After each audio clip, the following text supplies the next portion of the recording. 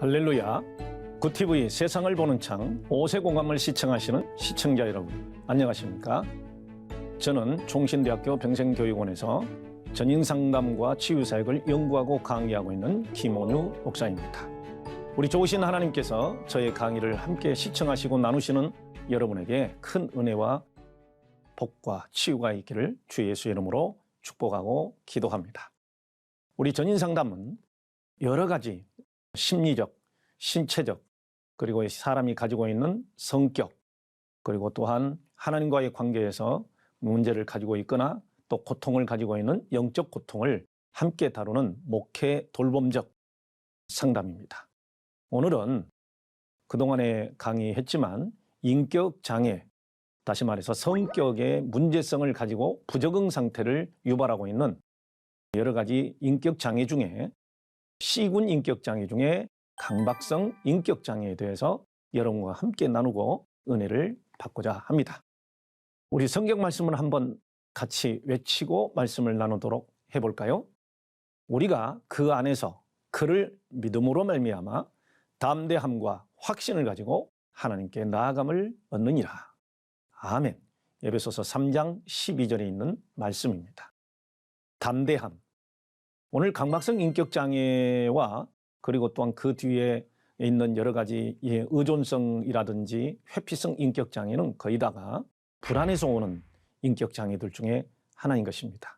그렇기 때문에 우리가 이 불안과 두려움을 이기고 담대함이 있다면 주님께 확신을 가지고 나아갈 수 있는 것이 되는 것입니다.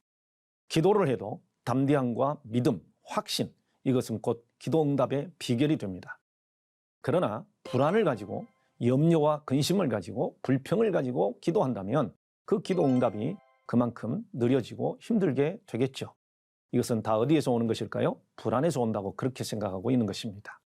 오늘 이 불안이 너무 가중돼서 어떤 행동이나 삶 속에서 정신병적 형태를 가지고 인간을 대하고 사람을 대하고 또 하나님을 대하는 그 강박성 인격장애, 얼마나 큰 문제인지 우리가 함께 나눠보도록 하겠습니다. C군 인격장애라고 하는 것은 첫 번째로 과도하고 지속적인 불안, 두려움이 인격화되어서 대인관계에 적응하기 어려운 성격을 C군 인격장애라고 합니다. 그래서 이 C군 인격장애에는 세 가지가 있는데 강박성 인격장애, 의존성 인격장애, 회피성 인격장애가 있습니다.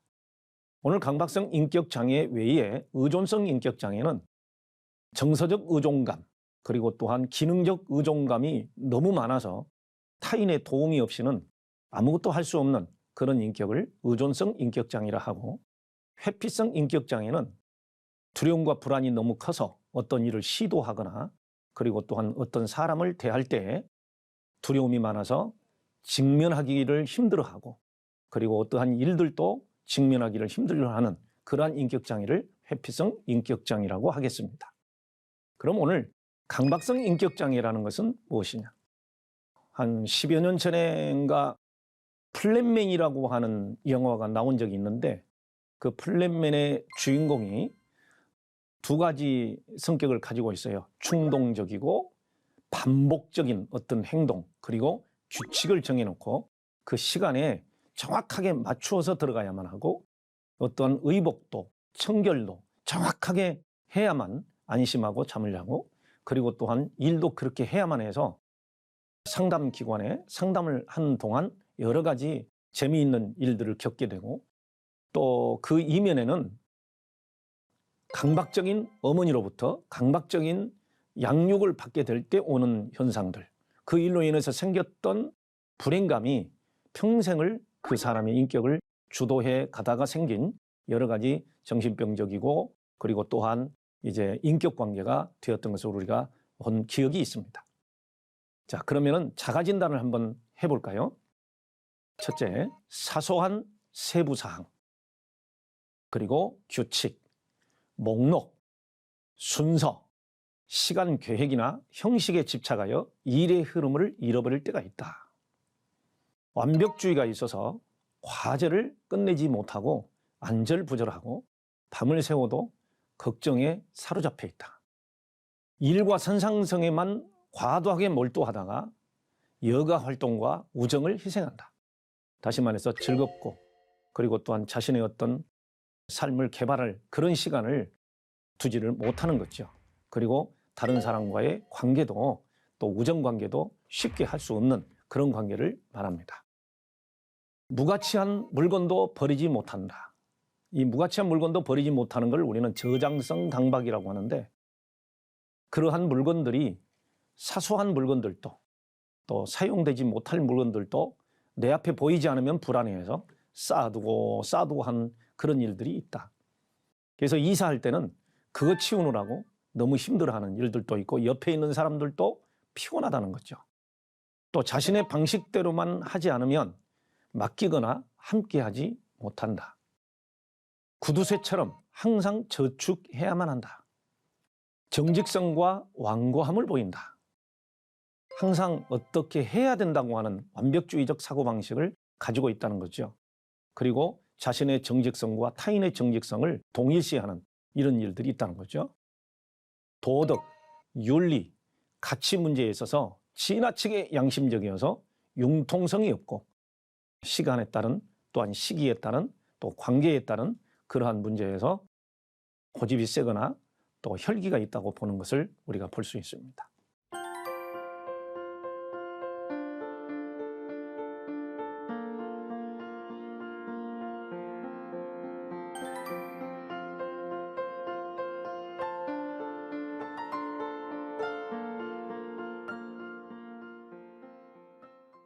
그 다음으로 볼까요? 강박성 완벽주의라는 게 있습니다. 아까 잠깐 자가진단에서 나왔겠지만 이 강박성 완벽주의는 나와 나의 주변을 완벽하게 통제해야만 한다. 두 번째, 나는 실수를 하지 않아야만 가치 있는 존재다. 세 번째, 나의 실수는 곧 실패다. 여기서 파국성이라고 하는 것은 죽음이냐 삶이냐, 천국이냐 지옥이냐, 의냐 불의냐를 중간 상태 없이 그냥 나누는 그런 얘기거든요. 나의 실수는 곧 실패다. 네 번째, 정확한 규칙이 없으면 난 아무것도 할 수 없다. 어떻게 보면 정확한 규칙 자체가 의미가 있는 것이기 때문에 거기에 관계되어 있는 생명 그리고 또한 관계 이런 것보다는 규칙 자체에 목숨을 거는 거죠. 우리가 이제 율법주의라고 말을 하는데 그 율법주의의 특징이 근본주의입니다. 그래서 생명과 관계 없는 것도 오히려 규칙에 매달리는 이런 것들을 우리는 율법주의라고 그러는데, 이 강박성 완벽주의 역시 바로 율법주의에 속한다고 볼 수 있을 것입니다. 또한 나는 종종 완벽하게 할 자신이 없어서 이 일을 미룬다. 그래서 이걸 우유부단하다고 그러죠.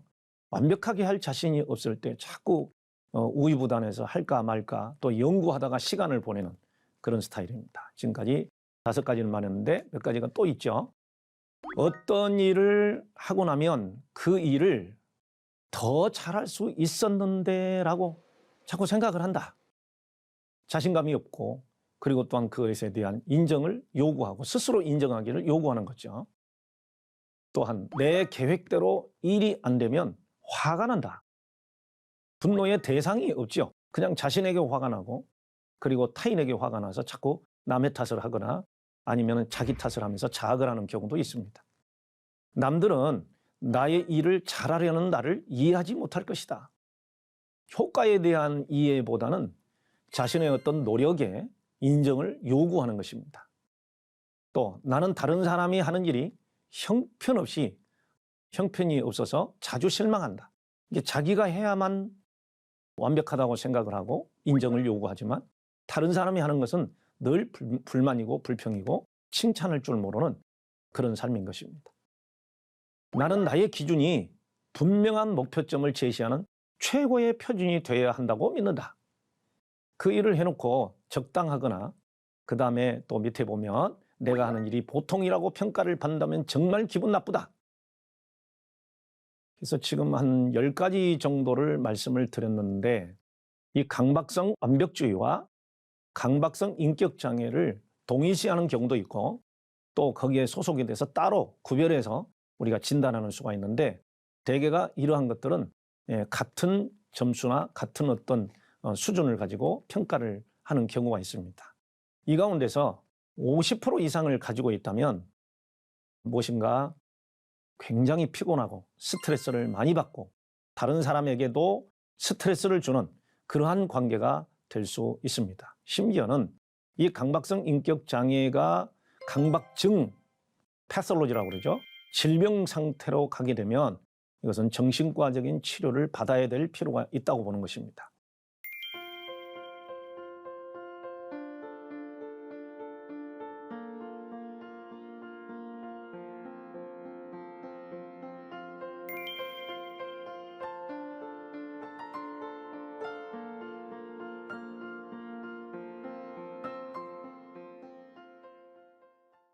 이러한 문제들이 성경에도 나오고 또 우리 이상심리학에서도 다 나오는 문제들이기 때문에 이민에 어떤 문제가 있었길래 이렇게 강박성 인격장애나 강박증을 가지게 될까요? 첫 번째, 양육자, 어머니가 됐든 아버지가 됐든 주 양육자가 되는 어떤 교육기관 이런 데서, 그리고 또 직장생활 이런 데서 어떤 것으로 생활이 될 때 이러한 강박증이 될까요? 양육자의 과잉 통제의 결과 이러한 완벽주의나 강박성 인격장애를 가지고 온다는 것입니다. 그래서 양육자가 규칙성, 완고성, 인색함, 정서적 억제, 자기회의, 강한 도덕의식을 가질 때가 있습니다.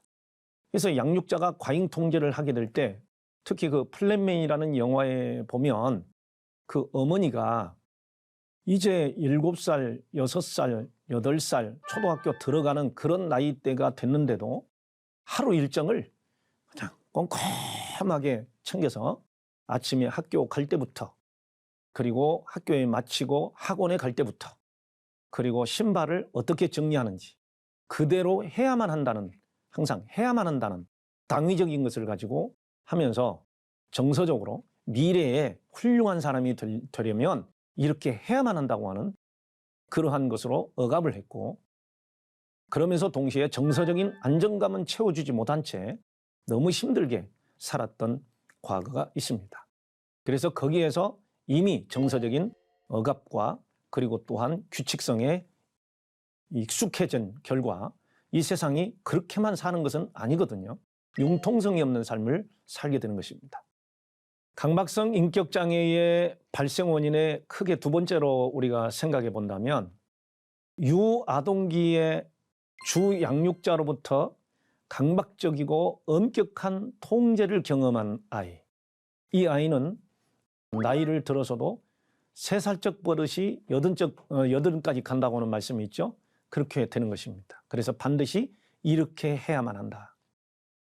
더구나 이 강박성 인격장애 중에 여러분들이 아마 결벽증이라는 말을 들어보셨을 거예요. 이거를 우리는 청결성 강박이라는 말을 쓰는데 손을 과도하게 씻는 경우, 이런 경우를 겪는 분들을 상담하다 보면 정신역동 이론에서 말하는 항문기, 즉 배변기 때 지나치게 뒤를 가리고 배변을 하고 하는 것에 대해서 책망을 하고 수치심을 줄 때 그 참다 보면은 뭐 안 볼 수가 없죠. 그러다 보면은 실수를 하고 그 수치감을 줄 때 세척에 대한 그리고 어떤 병균에 감염되는 데 대한 불안이 또 강박증으로 가는 경우가 많이 있습니다. 그래서 전체적으로 정리해 보면 주 양육자인 어머니의 양육 방식에 따라서 정확한 시간, 규칙에 따라서 배변을 하도록 강요를 받고 정의정돈, 청결, 자기통제, 완벽주의적인 교육, 다시 말해서 부모의 과잉 통제가 이러한 강박성 인격장애를 가져오는 것으로 발견되고 있습니다. 그래서 이 불안에 대한 방어 기제, 그 강박에 대한 방어 기제가 첫 번째가 주지화라는 게 있습니다. 다시 말해서 자신의 상처나 아픔과 자신의 어떤 수치나 불안을 초이성적인 사고를 가지고, 다시 말해서 이성적인 것보다 더 초월된 어떤 지성적 그리고 자기만이 가지고 있는 어떤 지식, 여기에 몰입하게 되면서 합리화로 가게 됩니다. 그럴 수 있어. 자기에게는 한없이 관대하게. 그래야만 해. 이런 식으로 해서 초이성적인 사고를 가지게 됩니다. 그 다음에 두 번째, 고통의 감정을 아예 격리해버릴 때가 있습니다. 고통의 감정을 격리한다는 것은 정신병적으로 볼 때 해리성 인격이 될 수도 있다는 것입니다. 어떠한 고통이 있을 때 그 고통을 직면해서 극복하고 해결하고 넘어가고 하는 그것이 되질 않고 아예 저 무의식 속에 가둬버리고 잊어버렸다고 생각하는 것이죠. 그러나 어느 날 똑같은 고통이 임할 때 과도한 폭발, 그리고 또한 과도한 행동, 아니면 다른 대상, 전혀 다른 대상에게 그 고통을 해결하려고 하는 이러한 일들이 나타나게 됩니다. 또한 내면의 생각과 행동이 전혀 다른 반동 형성이라는 것을 가지게 됩니다. 사람은 자기가 가지고 있는 고통이 너무 심하고 힘들고 아니면 인간관계에서 좋은 관계를 맺어야 됨에도 불구하고 좋은 관계를 맺지 못하려고 할 때 자기도 모르게 우리 특히 교회 안에서 표정 관리 그리고 또한 언어 관리가 이렇게 되려고 하죠. 그걸 우리는 이제 페르소나라고 그러는데 가면을 쓰게 돼요. 그래서 밖에 나가서 나에게 상처를 준 사람, 나하고 관계가 좋지 않는 사람을 보았을 때 한쪽에는 윤리, 기독교 윤리, 사랑, 애정 이거를 가지고 대해야 된다는 윤리가 되어 있습니다.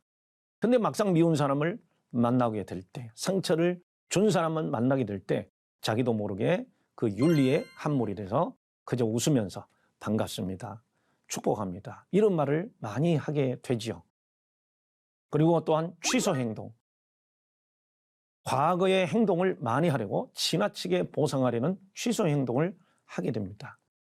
사람이 다른 사람한테 어떤 죄책감이 있을 때 그 죄책감에 직면해서 내가 당신에게 이러한 잘못이 있어서 미안해요. 이렇게 하면 될 텐데 그러지 않고 엉뚱하게 그냥 물질로 아니면은 뭐 다른 행동으로 보상을 해서 그것으로 이렇게 많이 하려고 하는 그런 행동들이 나오기도 되고 또 자신의 감정을 전혀 다른 사람에게 발생시키는 전치, 치환 이런 단어를 쓰게 됐죠.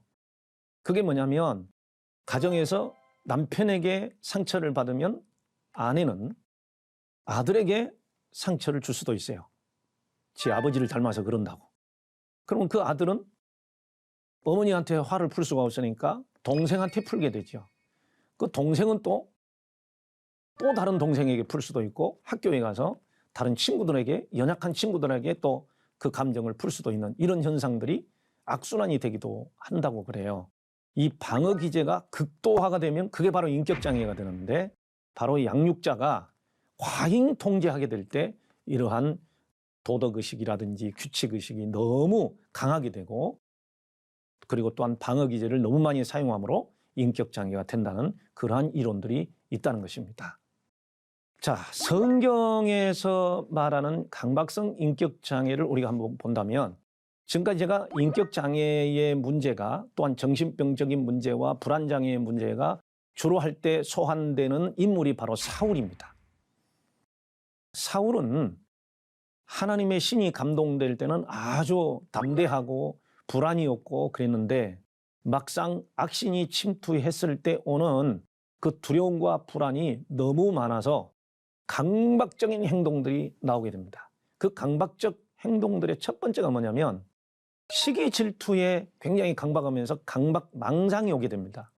다윗이 골리앗을 물리치고 돌아온 구국공신임에도 불구하고 그 내면에 여인들의 창화하는 소리를 듣고 저 다윗이 나중에 내 나라를 얻을 것밖에 더 있겠느냐라고 하는 강박적 사고와 동시에 망상이 오게 되죠. 그러면서 자신이 충분히 제어할 수 있고 드라이브할 수 있는 위치에 있음에도 불구하고 끊임없이 쫓아다니면서 다윗을 살해하려고 돌아다니죠. 그리고 또 그 불안에 강박이 있기 때문에 전쟁터에 나갈 때 병사들이 밥을 잘 먹어야 먹을 것을 잘 먹어야 전쟁을 함에도 불구하고 그 불안이 있어서 금식 기도를 시켜요. 합리적인 생각이 없어지게 되죠. 그래서 우리가 종교 강박에 시달리게 되면 금식을 해야만 응답을 받는다. 철야 기도를 작정을 해야만 응답을 받는다. 이러한 영적 강박에 시달리게 되고, 그러면은 그 강박을 통해서 얻어지는 결과가 좋은 결과도 있지만 오히려 역기능적인 가정을 이루어내는 결과도 많습니다. 우리 종교적 강박, 영적 강박에서 벗어나야 됩니다. 그것은 어디서 오는 걸까요? 바로 불안에서 오는 것입니다. 그리고 심리학에서 영유아기에 일어난 외상에 대한 방어로 강박하게 된다. 에베소서 6장 4절에 보면은 아비들아 자녀들을 노엽게 하지 말고 주님의 교양과 훈계로 양육하라. 여기선 노엽게 한다는 말은 정서적으로 억압을 하거나 분노하게 하거나 반항하게 하거나 그리고 애정 결핍과 애착 결핍이 없는 상태에서 어떤 명령을 하게 될 때 자녀들은 여러 가지 방법으로 부모에게 대적할 수도 있고 하나님께 대적할 수도 있고 무너지는 그런 일들도 있는 것입니다. 그렇기 때문에 우리가 어떤 것을 가르치고 훈련시키는 것도 항상 거기에 풍부한 정서, 애정, 애착 이게 있어야만 자녀들은 노여워하지 않고 불안해하지 않고 안정감 있게 성장하게 되는 것입니다. 그리고 에베소서 3장 16절에 있는 말씀에 보면은 속사람, 심리학에서는 속사람을 무의식이라고 말할 수 있지만 기독교에서 속사람은 영성을 말합니다. 다시 말해서 성령의 사람, 영적인 사람, 이걸 속사람이라고 말하고 있습니다. 그래서 속사람으로 강건해지게 하옵시고, 왜 바울은 그렇게 기도했을까요? 우리 인간은 연약하기 때문에 그렇습니다. 영이 연약하다는 말은 두려움이 많고 회복 탄력성이 결핍이 될 확률이 많기 때문입니다. 우리의 몸은 건강하지 못할 때 질병에 노출되기 쉽습니다. 우리의 마음도 강하지 못할 때 여러 가지 정신적 질병과 인격장애를 가져올 수 있습니다. 그래서 두려움과 결벽성을 가질 수 있다는 것으로 그렇게 표현하고 기도하고 있는 것입니다. 여러분, 우리의 영적 강박이 무엇인지 그리고 또한 삶의 강박이 무엇인지 말씀을 통해서 깨달으시기를 바랍니다. 그러면 이러한 강박성 인격장애를 어떻게 치료할까요? 이 특징이 있습니다. 강박성 인격장애는 매우 어떤 규칙이라든지 이런 관계에 대해서 성실합니다. 그렇기 때문에 신뢰감만 생기면 아주 성실하게 치료에 임해서 적극적으로 치료가 되는 경우도 제가 많이 경험했습니다. 그래서 이 강박성 인격장애는 어린 시절부터 이 내적인 상처가 있고 불안이 많기 때문에 정서적인 치료가 필요합니다. 소위 내적 치유라는 이야기를 하죠. 어린 시절에 부모와의 관계에서 형성된 분노, 증오, 의존과 같은 것이 생긴 동기가 무엇인지, 그래서 지나친 죄책감, 또 두려움, 자기를 너무 강박적으로 통제하려고 하는 그 노력, 이러한 것들을 치료자는 인정해주고 수용해주고 수고했다, 열심히 했다. 하지만 사람은 완벽할 수 없는 거야. 그 완벽할 수 없는 가운데 우리 주님이 오셔서 완벽하신 우리 주님이 우리를 인정해 주시고 안아주셨다라고 하는 이러한 것들에 대하여 이렇게 설명해주고 기도해주면 아주 좋을 것 같죠. 또 현실에 초점을 두고 내가 완벽하다는 것은 완벽할 수 없다는 것이죠. 그렇기 때문에 이 현실은 완벽주의 가지고 살아갈 수가 없는 것입니다. 그래서 현실에 초점을 두고 그럴 수 있어. 이 융통성, 수용성을 길러주는 불안치료와 인지치료를 같이 병행해 주는 것입니다. 이 불안치료와 인지치료에 대해서는 수개월 전에 제가 강의할 때 했기 때문에 여러 가지 영상 매체를 통해서 여러분들이 함께 나누시면 좋을 것 같습니다. 우리는 이 강박성 인격장애에 대해서 치유기도를 어떻게 할 것인지 그동안에 저에게 질문을 많이 던지신 분들이 있더라고요. 간단합니다. 우리의 치유기도는 먼저 나의 상태를 고백합니다. 병원에서 진단받은 그리고 여기서 자가진단을 했던 그 내용들을 구체적으로 체크를 하시고 그것을 주님께 고백합니다. 그 고백한 이후에 감정이 올라오면 그 감정을 그대로 고백합니다. 주님, 저는 불안합니다. 어린 시절에 이렇게 함으로 인해서 이렇게 생겼습니다. 그 원인도 고백합니다. 그리고 나서 주님의 그 십자가의 대속의 그 은혜, 그래서 우리는 불안하고 부족하지만 그 십자가의 은혜로 살 수 있다라고 그렇게 고백하고 기도하면 치유가 훨씬 빠르겠죠. 이렇게 한번 같이 기도해 보겠습니다. 하나님 아버지, 저는 완벽하지 못하면 늘 불안하고 매사에 같은 행동을 끊임없이 확인하고 반복하여 스스로 피곤함을 느낄 정도입니다. 어린 시절에 인정을 받지 못하고 강한 억압 속에서 살았으며 죄책감과 두려움 속에서 살았습니다. 악한 영은 저를 무너뜨리기 위해 늘 괴롭히며 번뇌함을 주었습니다. 저는 실수하면 죽을 것 같은 공포와 통제적인 생각에 밤잠을 설칩니다. 저의 이 불안과 강박성 인격장애에서 해방시켜 주시기를 주 예수님의 이름으로 기도합니다. 아멘.